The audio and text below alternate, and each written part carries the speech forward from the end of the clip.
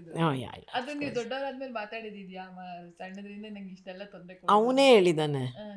ನೀವಿಬ್ರು ಕುತ್ಕೊಂಡು ಮಾತಾಡೋದು? ಅವನೇ ಹೇಳಿದ್ದಾನೆ ಎಲ್ಲ, ಅವನ ಹೆಂಡತಿಗೆ ಎಲ್ಲರಿಗೂ ಹೇಳಿದ್ದಾನೆ.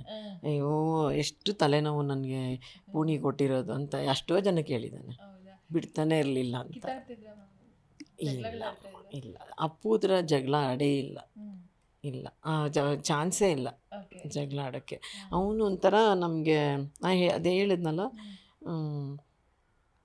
ಅವನು ಒಂಥರ ಸ್ಪೆಷಲ್ಲು. ಯಾರು ಬೈಯಂಗೂ ಇಲ್ಲ ನಮಗೆ.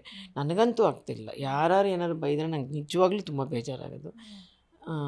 ಅವನ ಮೇಲೆ ಒಂದು ಎಲ್ಲರಿಗೂ ಇಡೀ ಫ್ಯಾಮ್ಲಿಲಿ, ಈ ಕಡೆ ನಮ್ಮ ತಂದೆ ಸೈಡು ಆಗಿರ್ಬೋದು, ತಾಯಿ ಸೈಡು ಆಗಿರ್ಬೋದು, ಯಾರೂ ಅವನ್ನ ಬೈದಿಲ್ಲಮ್ಮ.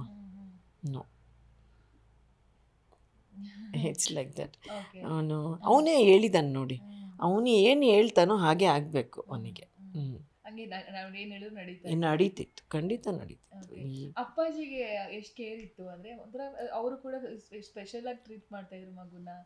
ಅವರು ಹೆಂಗೆ, ಅವ್ರ ಬಾಂಡಿಂಗ್ ಹೆಂಗೆ? ಅಪ್ಪಾಜಿ ನಾವು ಆ್ಯಕ್ಚುಲಿ ಯಾವಾಗಲೂ ಯೂಶ್ವಲಾಗಿ ಅಂಬಾಸಿಡರ್ ಕಾರಲ್ಲೇ ಹೋಗ್ತಾ ಇದ್ದಿದ್ದು ಎಲ್ಲ ಊರುಗಳಿಗೆ. ಯಾವ ಊರಿಗೆ ಹೋದ್ರೂ ಫಂಕ್ಷನ್ಸ್ಗೆಲ್ಲ ಹೋದ್ರೆ, ಊರಿಗೆ ಶಿವಮೊಗ್ಗಗೆ, ಯಾವುದೇ ಊರು, ಹುಬ್ಳಿ ಎಲ್ಲೋದ್ರೂ ಕಾರಲ್ಲಿ ಹೋದಾಗ ನಮ್ಮ ತಂದೆ ಮುಂದೆ ಕೂತ್ಕೊಳ್ಳೋರು, ನಾನು ಅಮ್ಮ ಹಿಂದೆ ಕೂತ್ಕೋತಾ ಇದ್ವಿ. ಜೊತೆಗೆ ಚಿನ್ನಪ್ಪ ಮಾಮ ಬರೋರು, ಹಿಂದೆನೇ ಇರೋರು. ಅಪ್ಪಾಜಿ ಮುಂದೆ ಕೂತ್ಕೊಂಡ್ರೆ ಅಪ್ಪಾಜಿನೇ ಕೂರಿಸ್ಕೋತಾ ಇದ್ರು. ಪಕ್ಕದಲ್ಲಿ ಕೂರಿಸ್ಕೋಬೋದು, ಆದರೂ ತೊಡೆ ಮೇಲೆ ಕೂರಿಸ್ಕೊಳ್ಳೋರು. ಅವನಿಗೆ 12 ವರ್ಷ 13 ವರ್ಷ ಆದರೂ ಕೂಡ ಸ್ವಲ್ಪ ದಪ್ಪ ಇದ್ದಮ್ಮ ಅವಾಗ, ಆದರೂ ಬಿಡ್ತಾ ಇರಲಿಲ್ಲ. ಅಮ್ಮ ಹಂಗೂ ಹೇಳೋರು, ಪಕ್ಕದಲ್ಲಿ ಕೂರಿಸ್ಕೊಂಡು ಇಲ್ಲ, ಅವನು ತೊಡೆ ಮೇಲೆ ಕೂರಿಸ್ಕೋಬೇಕು ಅಪ್ಪಾಜಿ. ಅವನು ಅಪ್ಪಾಜಿ ಮೇಲೆ ಜೊತೆಯಲ್ಲೇ ಕೂತ್ಕೋಬೇಕು. ಎಷ್ಟೋ ಸಲ ನಾವು ಮಂಗಳೂರಿಂದ ಕುದುರೆಮುಖಕ್ಕೆ ಹೋಗ್ತಾಯಿದ್ವಿ ಶೂಟಿಂಗ್ಗೆ.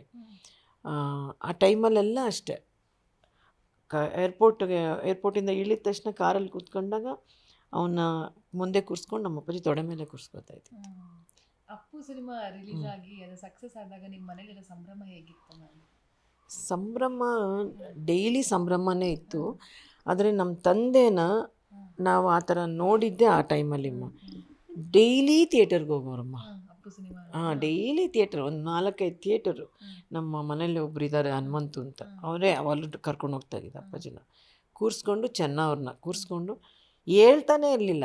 ಅವ್ರ ಪಾಡ್ಗೆ ಅವ್ರ ಥಿಯೇಟ್ರಿಗೆ ಹೋಗಿ ಒಂದಷ್ಟು ಹೊತ್ತು ಅಲ್ಲೇ ನಿಂತ್ಕೊಂಡು ಸಿನಿಮಾ ನೋಡಿ ಬರೋದು. ಹಂಗೆ ಹೋಗ್ಬಿಡೋರು. ಕೆಲವು ಸಲ ನೋಡಿರ್ಬೋದು ಜನ, ಗೊತ್ತಿಲ್ಲ ನನಗೆ. ಬಟ್ ಅಮ್ಮ ಬಂದು ಕೇಳಿದ್ರೆ, ಎಲ್ಲಿ ಅಪ್ಪಾಜಿ ಇಲ್ಲಿ ಕೂತಿತ್ತಲ್ಲ, ಹೋಯ್ತಮ್ಮ ಈಗ ಬಂದ ಮೇಲೆ ಹೇಳಿದ್, ನಾನು ಅಲ್ಲಿ ಥಿಯೇಟ್ರಿಗೆ ಹೋಗಿದ್ದೆ, ಈ ಥಿಯೇಟರ್ಗೆ ಹೋಗಿದ್ದೆ. ಗೊತ್ತಾಗದೇ ಇರಂಗೆ ಹೋಗಿ, ಅದೇ ಹೇಳಿದ್ನಲ್ಲ, ಸಡನ್ನಾಗಿ ಹೋಗ್ಬಿಡೋದು. ಈ ಒಂದು ಇದು ಅಪ್ಪಾಜಿ ಎಷ್ಟು ಎಂಜಾಯ್ ಮಾಡಿದ್ದಾರೆ ಅಂದರೆ ಅವ್ನ ಸಿನಿಮಾಗಳು ಅವಾಗ ಬಂದಾಗ.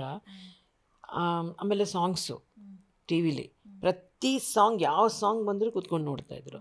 ಜೊತೆಗೆ ಅವ್ನ ದೊಡ್ಡ ಮಗಳು ಟೋಟೋ ಸ್ವಲ್ಪ ಇಷ್ಟ ಇತ್ತದು, ಅದು ಕೂತ್ಕೊಂಡು ನೋಡೋದು ಅಪ್ಪಾಜಿ ಜೊತೆ. ಅವರಿಬ್ಬರೇ. ಅಮ್ಮ ಹೇಳೋರು, ಬಿಡೋದೇ ಇಲ್ಲ ನಿಮ್ಮ ಅಪ್ಪಾಜಿ ಅಂತ.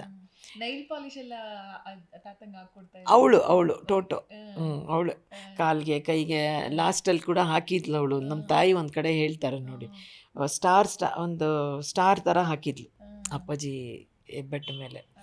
ತುಂಬ ಆಸೆ ಅವಳು ನೋಡಿದಾಗಂತೂ ಅಪ್ಪಾಜಿಗೆ ಅವನ್ನೇ ನೋಡ್ದಂಗೆ ಆಗುತ್ತಲ್ಲ, ಅವನೇ ಮಗು, ಅವನಿಗೊಂದು ಮಗುನ ಅಂತ ಹೇಳೋರು ಅಪ್ಪಾಜಿ. ಜಿ ಕನ್ನಡ ನ್ಯೂಸ್ ಈಗ ನಿಮ್ಮ ಮನೆಯಲ್ಲೇ ನೋಡಿ, ಎಲ್ಲ ಕೇಬಲ್ಗಳಲ್ಲಿ ಈಗ ಲಭ್ಯ.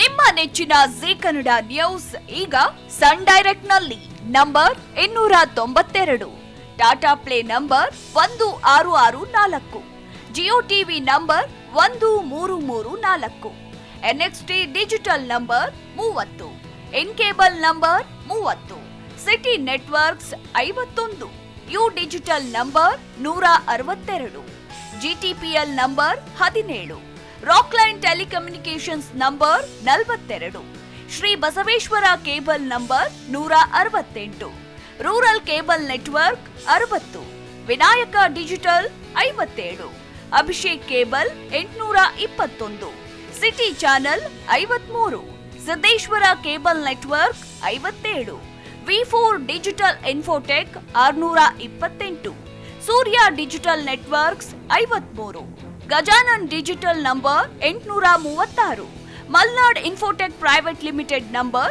56, Metro Cast number 830, Victory Digital number 167ರಲ್ಲಿ ನೋಡಿ ಆನಂದಿಸಿ.